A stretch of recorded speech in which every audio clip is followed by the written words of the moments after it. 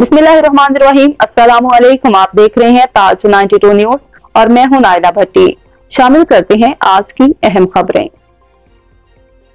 मोहम्मद हसन गार्डी की खबर शामिल करते तहरीक लबैक पाकिस्तान का बढ़ती हुई महंगाई के खिलाफ मुल्क की शटरबंद हड़ताल के साथ साथ जिला कंबर शहदाद कोट के छोटे बड़े शहर मुकम्मल बंद।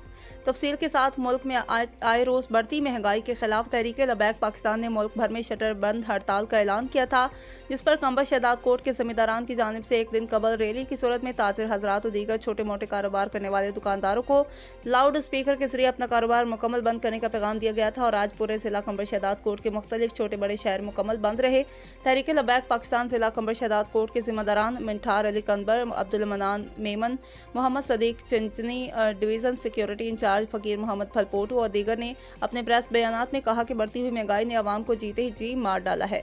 अब तो लोगों को 2 वक्त की रोटी तक मुयस्सर नहीं है।